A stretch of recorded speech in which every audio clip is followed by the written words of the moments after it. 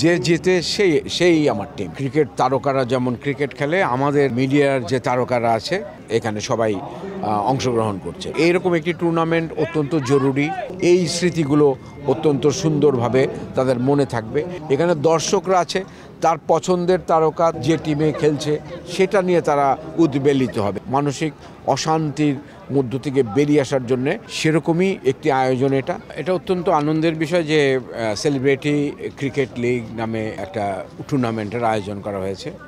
তো গত বছর এটা ইনডোর স্টেডিয়ামে হয়েছিল, ইনডোরে খেলাটা হতো। এবার একদম প্রপার ক্রিকেটের মাঠে ক্রিকেট তারকারা যেমন ক্রিকেট খেলে, আমাদের মিডিয়ার যে তারকারা আছে, সিনেমা, টেলিভিশন, সিঙ্গার, সঙ্গীত শিল্পী বা অন্যান্য যে অভিনয় শিল্পী, নির্মাতারা আছে, তারা প্রত্যেকে তাদের ভেতরের যে ছেলেবেলাটা জেগে উঠেছে। ছেলেবেলাতে যেমন বিকেল হলেই সবাই খেলতে চলে যেত, তো এখন তো সেলিব্রিটিদেরকে তাদের কাজের মাধ্যমে, নাটকের অভিনয়ের মাধ্যমে বা নির্মাণের মাধ্যমে মানুষের কাছে তারা পরিচিত। কিন্তু তাদের ভেতরেও যে একটা সহজ সরল একটা মন মানসিকতা আছে, যেখানে খেলা দেখলে বা খেলতে তারা এখনও আগ্রহী হয়, সেরকমই একটি টুর্নামেন্টে আজকে এখানে সবাই অংশগ্রহণ করছে।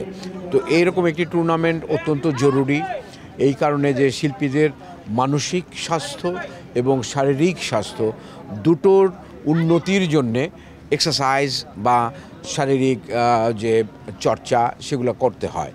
তো এক্ষেত্রে একটা খেলার মাধ্যমে যখন এই জিনিসটা হয়, তখন দলবদ্ধভাবে সকলেই এটাতে অংশগ্রহণ করছে।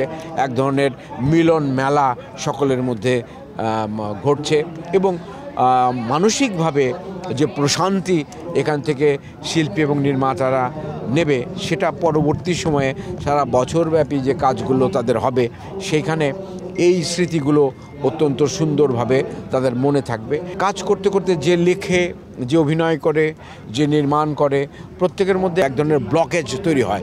করতে করতে করতে করতে একটা চরিত্র থেকে একটা চরিত্র, আরেকটা নির্মাণ থেকে আরেকটা নির্মাণ, এক ধরনের মানসিকভাবে সে ব্লক হয়।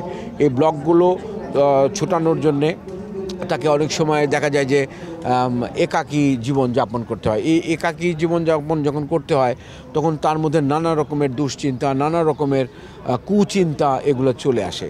তো সেগুলো থেকে খেলাধুলা মানুষকে, সেই ছোটোবেলা থেকে আমরা জানি যে খেলাধুলা মানুষের মনের প্রসার করে এবং শারীরিক যে সুস্থতা সেটার জন্য সবচেয়ে প্রধান একটা ভূমিকা পালন করে।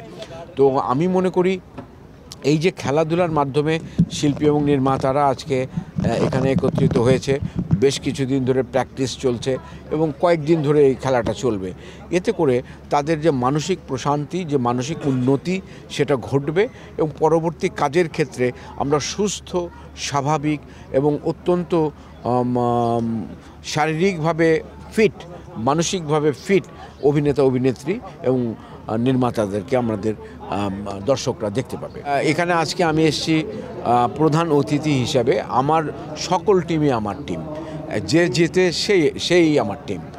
প্রত্যেকে আমার ভাই, প্রত্যেকে আমার ব্রাদার, বোন।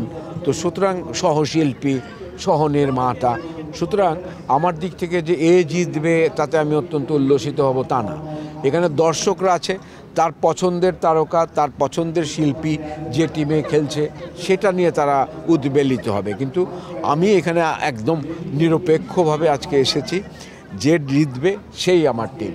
সুতরাং আমি মনে করি যে এই আয়োজনটি সারা বছরে অন্তত একবার হওয়া উচিত। শুধু ক্রিকেট নয়, ফুটবলেরও টুর্নামেন্ট হওয়া উচিত, ভলিবলের টুর্নামেন্ট হওয়া উচিত। মোট কথা যেটার মধ্যে একটা মিলন মেলা হয়। দেখা যায় যে পহেলা বৈশাখে বিভিন্ন অনুষ্ঠানে শিল্পীরা একত্রিত হয়, সারা বছরব্যাপী কাজ করে। ঈদের কাজগুলো আছে, মানসিকভাবে অনেক ক্ষেত্রে বিপর্যস্ত থাকে, মানসিক অশান্তির মধ্য থেকে বেরিয়ে আসার জন্যে একটু নিঃশ্বাসের দরকার হয়। সেরকমই একটি আয়োজন এটা। যারা স্পন্সর করেছে তাদেরকে আমি অত্যন্ত সাধুবাদ জানাই যে এরকম একটি বিষয়ে তারা এগিয়ে এসেছে এবং ভবিষ্যতেও যাতে তারা এগিয়ে আসে।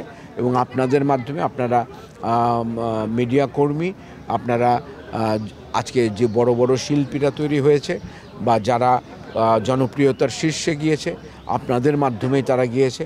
আপনাদের মাধ্যমেই এই টুর্নামেন্টটি অত্যন্ত সাফল্যজনকভাবে শেষ হবে।